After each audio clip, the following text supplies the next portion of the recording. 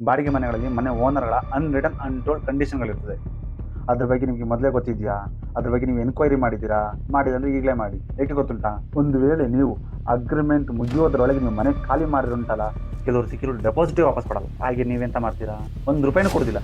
ಒಂದು ವೇಳೆ ಕೊಟ್ಟರು ಕೂಡ 2-3 ತಿಂಗಳ ಬಾಡಿಗೆ ಕಟ್ ಮಾಡ್ತಾರೆ, ಮತ್ತೆ ಪೇಂಟ್ ಕಟ್ ಮಾಡ್ತಾರೆ, ಡ್ಯಾಮೇಜಸ್ ಕಟ್ ಮಾಡ್ತಾರೆ, ಅದು ಸರಿ ಇಲ್ಲ ಇದು ಸರಿ ಇಲ್ಲ ಅಂತ ಕಟ್ ಮಾಡ್ತಾರೆ, ಎಲೆಕ್ಟ್ರಿಸಿಟಿ ಕಟ್ ಮಾಡ್ತಾರೆ, ವಾಟರ್ ಬಿಲ್ ಕಟ್ ಮಾಡ್ತಾರೆ, ಎಲ್ಲ ಕಟ್ ಮಾಡಿ ಒಂದು ಚಿಲ್ಲರೆ ಹಣ ನಿಮ್ಮ ಕೈಗೆ ಕೊಡ್ತಾರೆ.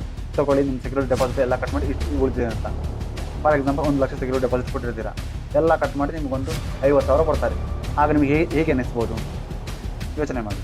ಹೀಗೆಲ್ಲ ಆಗಬಾರ್ದು ಅಂತಂದರೆ ಎಲ್ಲವನ್ನು ಮೊದಲೇ ಯೋಚನೆ ಮಾಡಿ, ಅವರ ಅನ್ರಿಟನ್ ಅನ್ಟೋಲ್ಡ್ ಕಂಡೀಷನ್ಗಳೇನು ಅಂತ ಕೇಳಿ ನೋಡಿ. ಕೆಲವೊಂದು ಇಂಥಲ್ಲ ಕಂಡೀಷನ್ಗಳು ಉಂಟು ಗೊತ್ತುಂಟಾ? ಕೇಳಿದರೆ ಮಂಡೆ ಬಿಸಿ ಆಗ್ತದೆ. ಅಷ್ಟೆಲ್ಲ ಕಂಡೀಷನ್ಗಳು ಉಂಟು. ನೀವು ಸಿಂಪಲ್ ಆಗಿ ನಿಮ್ಮದೆಂತಾದರೂ ಕಂಡೀಷನ್ ಉಂಟಾ ಅಂತ ಕೇಳಿಬಿಡಿ ಸಾಕು. ಆಗ ಅವ್ರು ಹೇಳ್ತಾರೆ, ಒಂದು ವೇಳೆ ಹೇಳಿಲ್ಲ ಅಂತ ಕಂಡೀಷನ್ ಇದ್ದರೆ ಇವಾಗಲೇ ಹೇಳಿಬಿಡಿ ಅಂತ ಹೇಳಿ.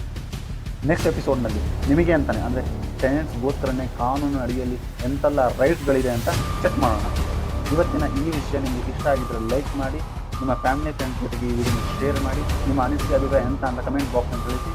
ಹಾಗೆ ನಮ್ಮ 1951 ಚಾನಲ್ನ ಮರೆಯದೆ ಸಬ್ಸ್ಕ್ರೈಬ್ ಮಾಡಿ, ಫಾಲೋ ಮಾಡಿ. ಕಮೆಂಟ್ ಬಾಕ್ಸ್ನಲ್ಲಿ ನಮ್ಮ ಟೆಲಿಗ್ರಾಮ್ ಲಿಂಕ್ ಚಾನಲ್ ಇದೆ, ಅಲ್ಲಿ ಕೂಡ ಫಾಲೋ ಮಾಡಿ. ಇದರಿಂದ ಯಾವುದೇ ಅಪ್ಡೇಟ್ಗಳು ಮಿಸ್ ಆಗೋದಿಲ್ಲ, ಎಲ್ಲ ಡೈರೆಕ್ಟ್ ನಿಮ್ಮ ಮೊಬೈಲ್ಗೆ ಬರ್ತದೆ. ಯಾವಾಗ ಬೇಕಿದ್ರೂ ನೋಡ್ಬೋದು.